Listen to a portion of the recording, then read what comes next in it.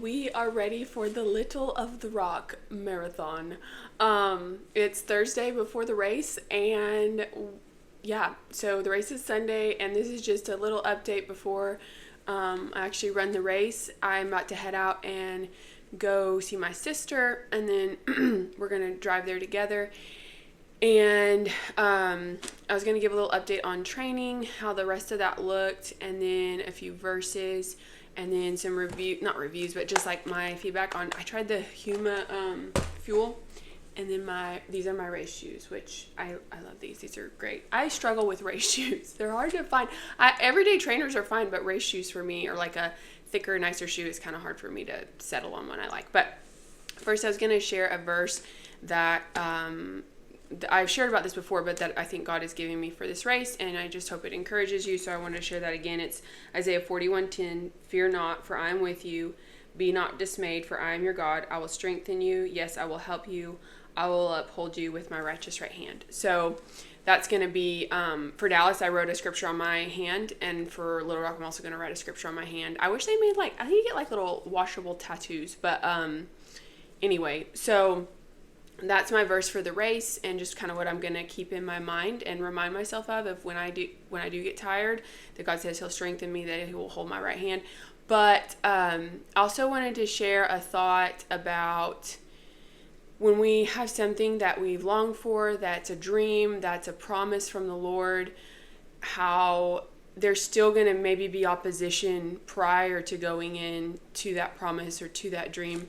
And I listened to Kent Christmas a lot, and he was sharing something on this, and it just encouraged me and reminded me that we have to be courageous to go and get the promises that God has for us. He'll fight for us, but it does require courage. So I'm just going to share a little on that. It's in Numbers, where the spies go to look at the Israelite spies. There's 12 of them. They go and they look at the promised land. So basically 10 of the spies, are like the giants, or there's giants. We're like grasshoppers in their sight. They say 10 of the spies come back and they say, "We are not able to go up against the people, for they are stronger than we are." And so it goes on a little bit. The people get disheartened. They cry all night. So basically it's like, they wanted this thing. They had gone for this thing. And then it was like, just kidding. That's way too hard. We can't do that. And they're discouraged. And then there's 2 of the spies that say, Joshua and Caleb, which, usually most people are familiar with this story.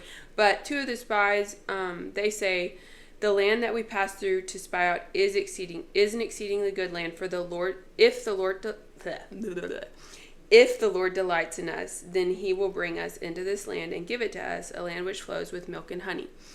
And it says, "Only do not rebel against the Lord, nor fear the people of the land, for they are our bread. Their protection has departed from them, and the Lord is with us. Do not fear them." And so I just think that's the mentality. So that's the mentality I want to have, is ultimately the Lord is the one that fights our battles. He's the one that puts desires in our heart. He's the one that gives us dreams and gives us things that we want to go for. And it says, if the Lord delights in us, then he's going to fight this battle for us. He's removed the protection from these people. So whatever the battle is, whether it's, for me, I want to qualify for Boston. And so that's kind of my belief, is Lord, I'm just trusting you with this process. I'm trusting you with the outcome, and I trust you to fight my battle, because I told the Lord, I was like, I need you to fight me about 15 seconds per mile.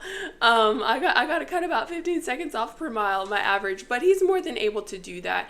And so it's just a reminder that when God has given us a dream, a promise, something that we want, that he has given us hey, yeah, I want this for you, I'm blessing this, then there's still that time that the enemy is going to look bigger than us, and things are going to not look possible, but we can have that courage that the Lord is with us. And it also reminds me of Joshua 1:9, which for me has been a verse that has always, God's kind of used to encourage me, that says, "Have I not commanded you, be strong and of good courage, do not be afraid nor be dismayed, for the Lord your God is with you wherever you go." So that's kind of my attitude going into this. I wanted to share a little testimony too, is I had a long run, and tried the new fuel and kind of had some issues with it. It didn't sit on my stomach well.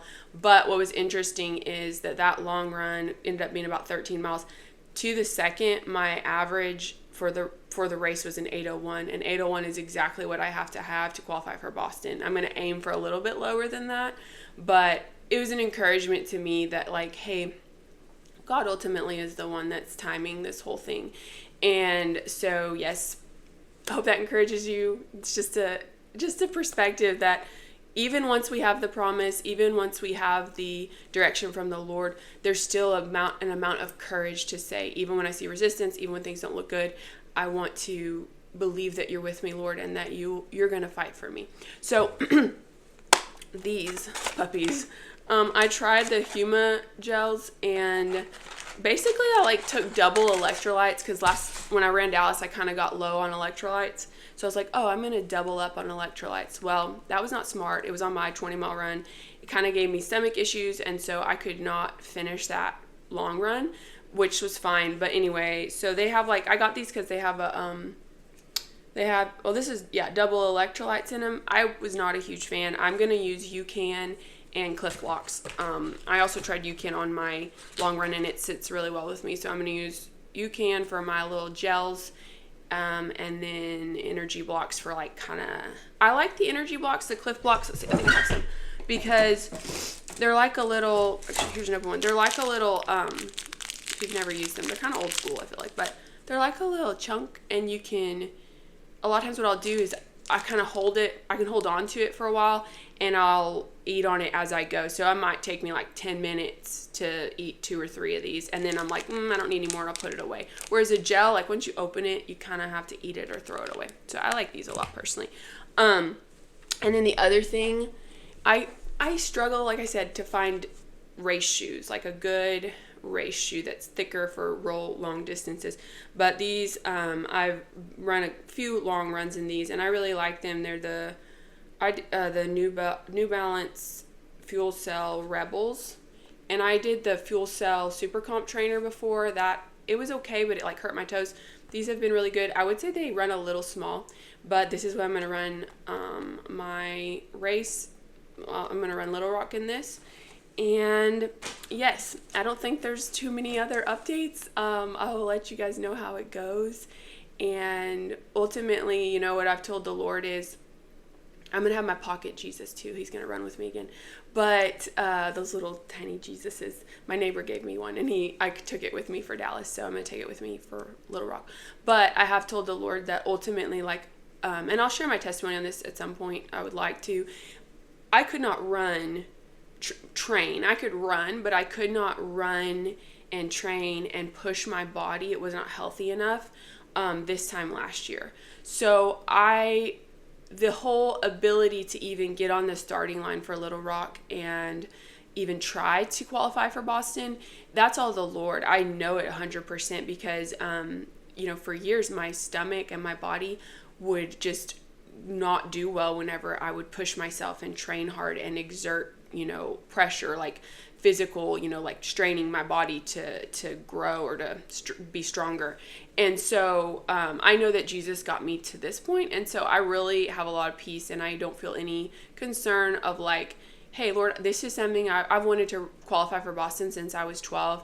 Totally gave up on it for years because of just my health, and now I feel like the Lord has brought this back, and so I just trust him with the outcome. And there's a quote from Ryan Hall, who was our Olympic marathon runner back, I don't know, sometimes in the 2014, 2016, something like that.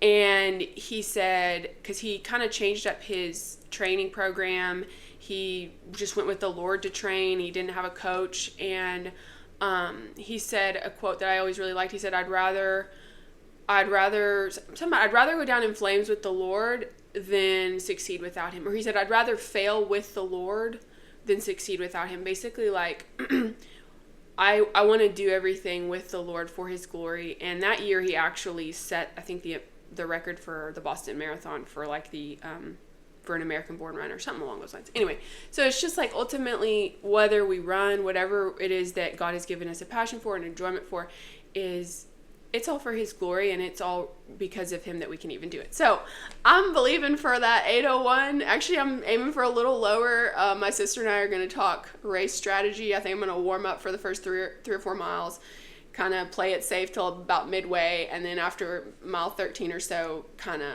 try to up the pace. I don't think there's a lot of hills, so that's good, but I'll keep y'all posted, and I'm excited just to be able to get on that.